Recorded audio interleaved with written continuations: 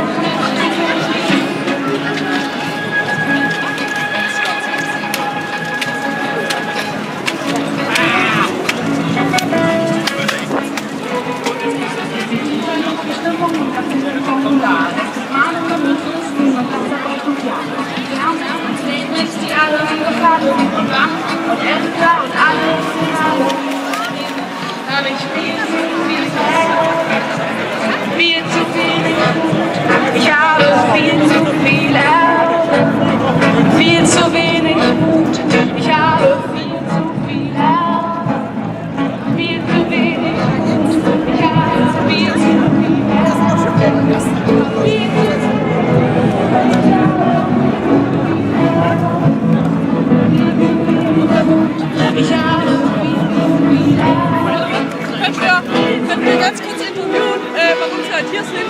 Ja.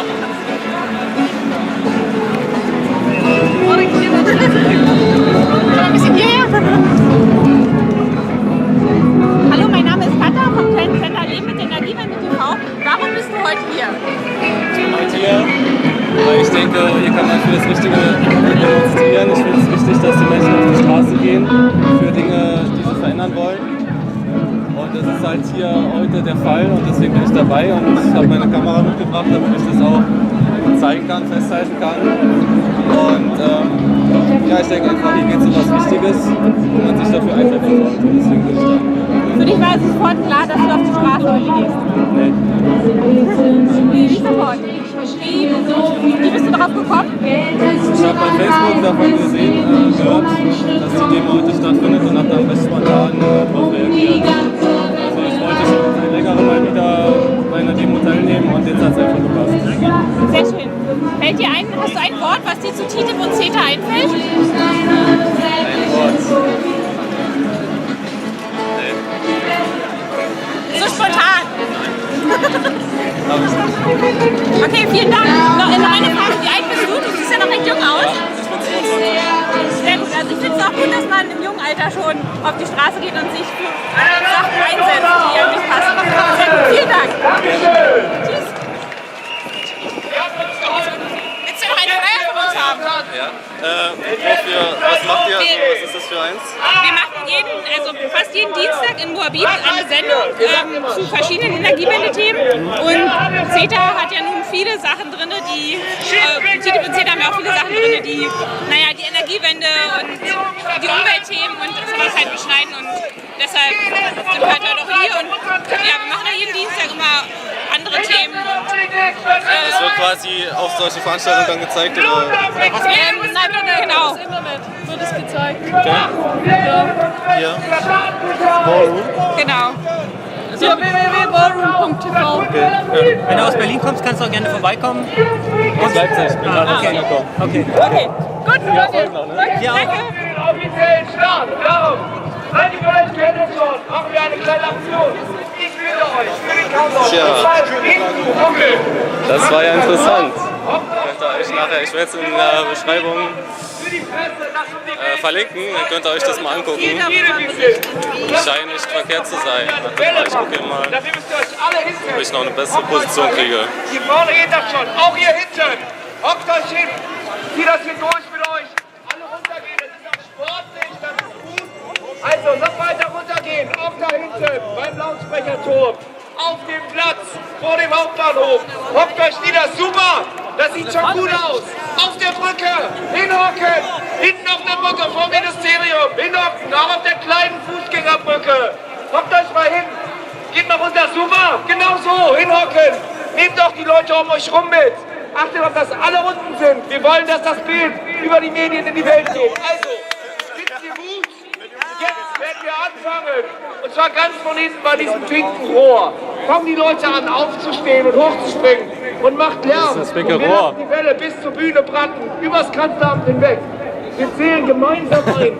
Ja, da hinten, ja, wo ist das? Dann rennen wir aber nicht los. Ihr seht so, Massenpanik, ne? Kennt ihr? Vielleicht irgendwo hingezeigt. gilt, dass erstmal die Leute auf der Brücke. Ja, genau. Das ist das schicke Wenn es Rohr. dann leer wird,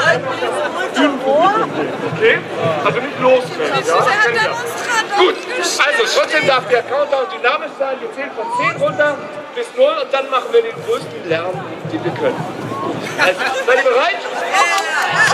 Okay, also ihr zählt, ich zähle Soundbild. 7, 6, 4, 3, 2, 1. Hinten geht die Welle los. Ganz von hinten, über die Brücke.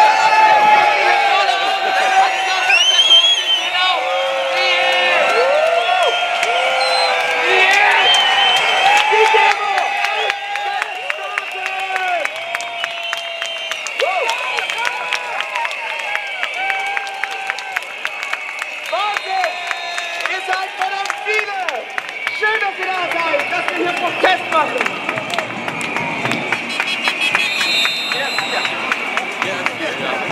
Ja, wir haben uns nicht nur den Protest gegen TTIP auf die Fahne geschrieben, sondern auch den Protest gegen andere Freihandelsabkommen, wie zum Beispiel CETA, das Comprehensive Economic Trade Agreement zwischen der EU und Kanada. Ja, so ein bisschen bekannt auch als der kleine Bruder von TTIP. Aber deshalb gehört, was es damit auf sich hat. Und wir auch, unser Protest, der solidarisch ist mit dem Protest in Kanada, wie dort der Protest läuft, haben wir hier einen Vertreter. Ich begrüße mit euch Larry Brown, den geschäftsführenden Schatzmeister der kanadischen Gewerkschaft der öffentlichen Beschäftigten. Larry, you've got the floor. Schön, dass du da bist. Welcome in Berlin.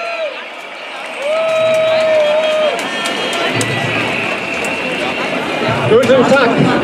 Das ist eine tolle Aussichtsshow. What a wonderful sight from up here to see so many thousands of people who are here to fight freedom and to fight freedom.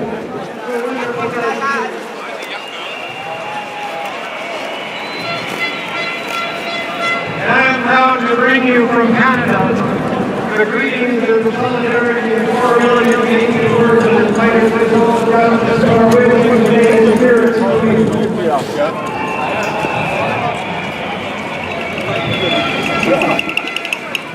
And I want to tell you that we know too much about trade deals in Canada because we have lived under NAFTA, the North American Free Trade Agreement, for years.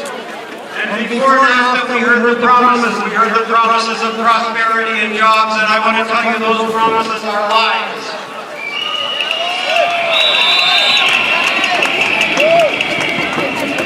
Under NAFTA, we lost 650,000 manufacturing jobs, and in the U.S., they lost 1 million manufacturing jobs, and wages are went down. And since we had NAFTA, our inequality has grown, and that's part of the problem with these trade deals.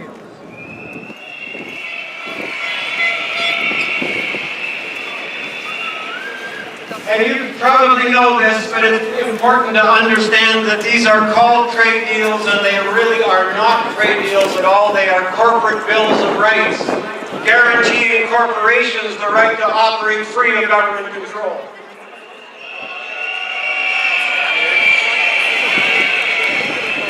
In every single page of every trade deal that's been written, there is not a single new right for governments to control corporations. It's all new rights for corporations, all of them.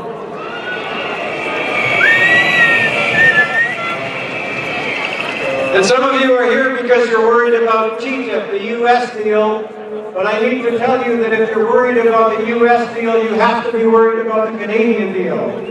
Because the Canadian deal will set a floor, and the corporations in the United States are not going to accept anything less than they got in CETA. And the corporations in the United States will be able to use CETA because they all have branch plants in Canada. They can come to the EU through Canada if you have CETA. You need to stop both.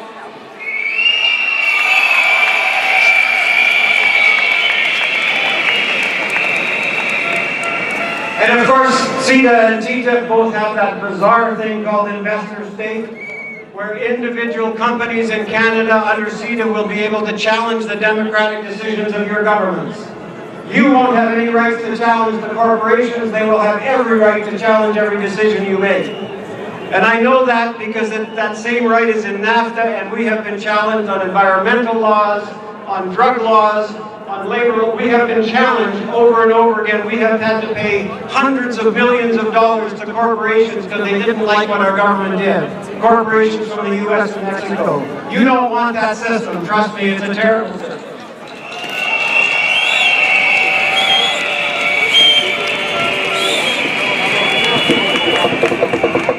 And it is a bizarre system because what it says is that the right of an individual company to make profits are more important than your democratic right. That is bizarre. But it's not all that's wrong with trade deals. We also are looking at the privatization of services. And worse than that, in CETA, if you ever privatize, you can never move back, and they call it the ratchet. You can only move one way, you can only privatize, never bring back into the public sector. You're locked in. Every new social program would have to be covered by CETA because they've arranged it so that every program that isn't already listed is covered. We need to stand our ground. There will be no labor rights in CETA. They're not enforceable. Our environmental protections will be under threat in CETA. There is nothing in this deal for us. It's all about the corporate rights. We have heard these promises before, the promises of jobs and prosperity and growth. They are no more true about CETA than they were about NAFTA. They are lies. They are lies. They have to be stopped.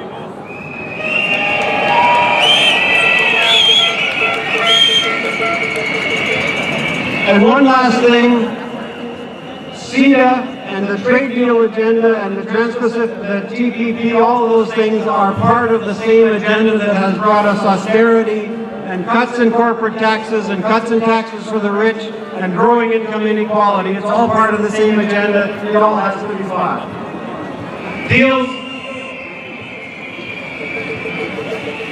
Trade deals like CETA weaken democracy. Trade deals like CETA will kill jobs. Trade deals like CETA and the TTIP are deals that are only good for one part of our economy, and that's the very largest corporations. They are bad deals, but as this demonstration shows, when the population knows, when the people know what's in these deals, they will work with us to stop them. And I look forward to fighting CETA with you. Together, we can defeat this deal, and I want to promise you that from Canada, we will work with you, we will stand with you, and we will fight with you until CETA and TTIP are stopped in their tracks.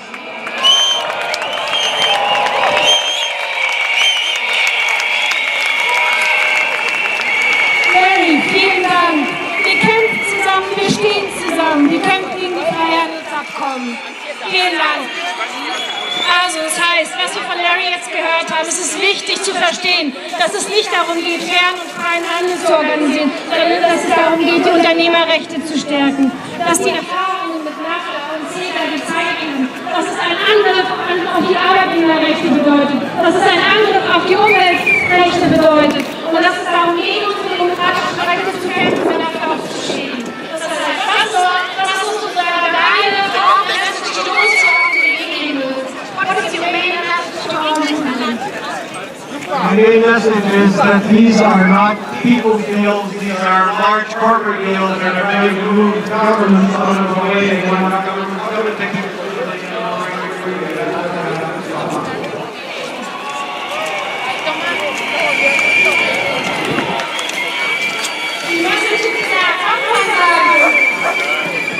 Thank you very much for coming here. We're happy that we're fighting together with you. Welcome to our chapel. Thank you. So, wir switchen hier weg ins Deutsche. Also, noch einmal die Ansage. Abschließend reicht das Wort. Also, alle Leute, die jetzt vom Platz über die Brücke und ab. Ich weiß, auf der Brücke, ihr habt den besten Ausblick. Die Sonne scheint. Aber bitte geht weiter. Wir müssen hier runter vom Platz. Langsam, aber stetig. Denn um 1 Uhr wollen wir an der Siegessäule sein, da geht das Programm weiter. Also langsam vom Platz wegbewegen, schieben, sag mal Hallo, ja langsam, ganz freundlich, streicheln die Rücken, Husten in den Nacken, damit es weitergeht. Gut. Genau. Das heißt, der Startschuss ist gefallen. Aber wir machen hier noch ein bisschen weiter im Programm. Und nein, wir sind euch natürlich nicht böse, wenn ihr uns den Rücken zuwendet und langsam Richtung Friedrichstraße laufen. Ach ja, die Route, ne? Die wollten wir auch noch. Ne? Wohin lang? Friedrichstraße.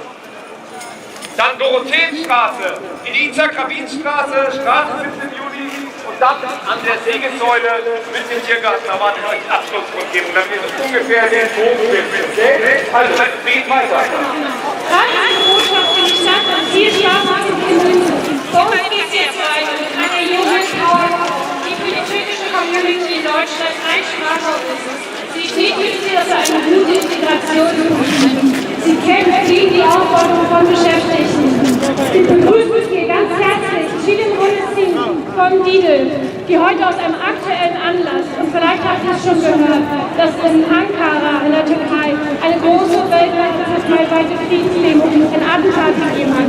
Es ist also gut, dass Chilin heute hier ist. Es ist wichtig, dass du heute zu uns sprichst. Herzlich willkommen.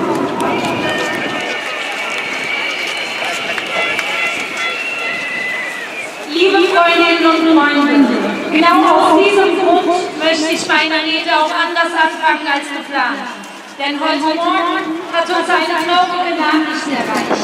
Wieder einmal hat die neoliberale Politik der AKP-Regierung vielen Menschen, die in der Türkei für Demokratie, für Frieden kämpfen, das Leben gekostet. Und bei einer türkeiweiten Demo für den Frieden sind bei einem Bombenanschlag ungefähr 40 Menschen gestorben und mehrere hunderte Menschen sind verletzt.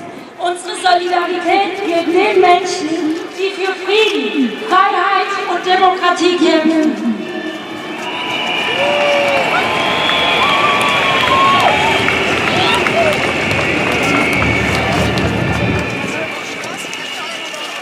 In den nächsten Tagen werden wir als Solidaritätskundgebung und Demonstrationen veranstalten. Und würden uns freuen, wenn wir gemeinsam ein starkes Zeichen, genauso wie heute, gegen die Ereignisse in der Türkei setzen können. Aber jetzt komme ich zu unserem heutigen Anlass, liebe Freundinnen und Freunde. Offiziell heißt es, TTIP und CETA werden Arbeitsplätze schaffen und das Wirtschaftswachstum steigern. Doch wir wissen nur zu gut, dass TTIP und CETA eine Gefahr für Demokratie, Bürger- und Arbeiterrechte und Umwelt- und Verbraucherschutz darstellen. Die Profiteure dieser Abkommen werden nicht die Bürger, sondern multinationale Konzerne sein. Die EU-Kommission behauptet, eine Ablehnung würde Wirtschaftswachstum und Arbeitsplätze kosten. Wenn Wirtschaftswachstum nur so beschäftigt, dass Konzerne ihre Gewinne nicht noch mehr maximieren können und dadurch ihre Jahresbilanz nach unten korrigieren müssen, statt den Wohlstand, die Gesundheit und den Schutz des Lebens zu gewährleisten, mag das stimmen, liebe Freunde. Aktionäre, Manager und Konzerneigner werden ihre Hälse niemals vollkriegen. Das zu erwarten wäre eine Utopie. Der Antrieb des Kapitalismus ist nun mal die Anhäufung von noch mehr Kapital. Oder glaubt jemand ernsthaft, dass die reichsten 1% der Welt jetzt aufhören werden, noch mehr Kapital anzuhäufen? Weil sie 2015 bereits 50% des Weltreichtums besitzen. Sie werden Mensch, Rohstoffe und Umwelt weiter ausbeuten, die Umwelt zerstören, Wälder abholzen, Meere erlöschen, Arten und die Vielfalt zerstören, solange sie dadurch noch mehr Profit bekommen. Und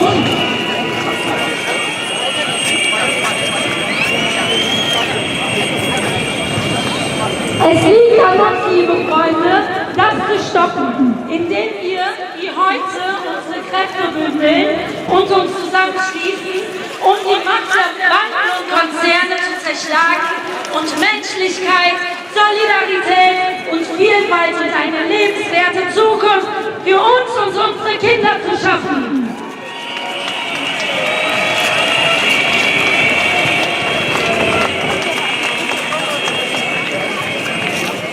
Liebe Freundinnen und Freunde, alles, was ich gerade aufgezählt habe, die Zerstörung der Umwelt, die Ausbeutung der Natur und der Menschen, auch auf anderen Kontinenten, im Interesse von Konzernen, kombiniert mit der Durchsetzung der westlichen Interessen mit Stellvertreterkriegen überall in der Welt, hat eine Migrationswelle nach Europa ausgelöst.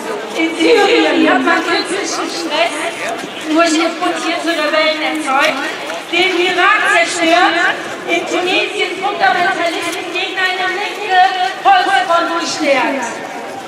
Die Griechen trotz ihres Neins gedemütigt, die Balkanländer destabilisiert, Konzernen Steuern geschenkt und sie so subventioniert, dass afrikanische Bauern und Mischer keine Existenzgrundlage mehr haben.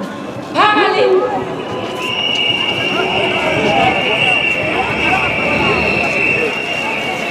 von Vollbooten, Flüchtlingsströmen, sozialen Netzeinwanderern und sonstigem rassistischen Hirngespinst hört man aus jeder Ecke.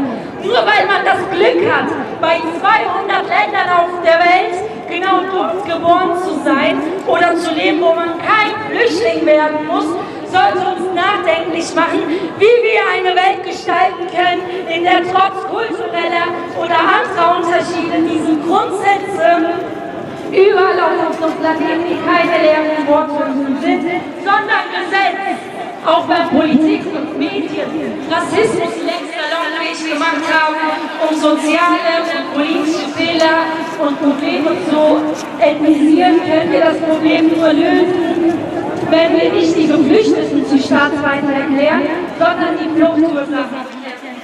Und dafür gilt es, gemeinsam zu kämpfen. Dankeschön. Nur gemeinsam sind wir stark. Dankeschön, viele Monate von der IDF. Es ist der Wahnsinn. Wir sind unglaublich viele. Wir wissen noch nicht, wie viele. Aber wir wissen, jetzt müssen wir zuhören, dass wir gerade sehr, sehr viele sind. Es wird ein bisschen brenzlig hier auf dem Platz. Deshalb eine Bitte. Die Leute, die an der Bühne sind, bleiben bitte noch ein bisschen hier. Die Leute, die auf dem Platz stehen, vor dem Hauptbahnhof, gehen bitte zur Brücke. Alle auf der Brücke, geht weiter, macht Platz. Die S-Bahn halten jetzt nicht hier, die lassen die Leute nicht mehr raus, weil es Kontrolle ist. Okay? Also, macht Platz an den Stellplätzen, geht alle weiter über die Brücke, am Ufer entlang. Dankeschön. Das soll euch aber nicht beunruhigen, denn es ist toll, dass wir so viele sind. Yes! Wir sind hier für Solidarität, für Frieden und für Gerechtigkeit. Und dieser Protest ist nicht nur in Deutschland. Er ergreift Europa und die ganze Welt. Deshalb haben wir hier auch internationale Gäste da von der EPA, organisiert von ACTA, Rot für die Welt, Forum, Sie bringen hier Redner aus anderen Teilen der Welt, die uns zeigen, welche Folgen globale Freihandelsformen im neoliberalen Sinne haben. Ich begrüße hier auf der Bühne Yvonne Takam von der Association Citoyenne de Défense des Intérêts Collectifs aus Kamerun. Bienvenue! Good morning, Germany! Good morning, Berlin! I am so happy to be here today. I am here in solidarity with the people of Germany because I know what you're feeling right now. I, from Cameroon, have been experiencing this for the past 10 years. Unfair trade deals with the EU. So I know how difficult this is. So I am here to tell you as much as possible, please resist TTIP as much as you can, the way we have been resisting economic partnership agreements with the EU. So I am here to say, if these trade agreements were good agreements for the population of Germany or the EU, then these agreements would never have been secretive. They are not democratic deals. So please, as much as you can, resist these TTIP. Resist them because us in Africa, we are suffering from trade wars because our local industries are dying, our services are collapsing. So we are here to tell you, as much as you can, please stand on your feet, say no and oppose. And I'm calling on the MPs especially, oppose to these trade deals.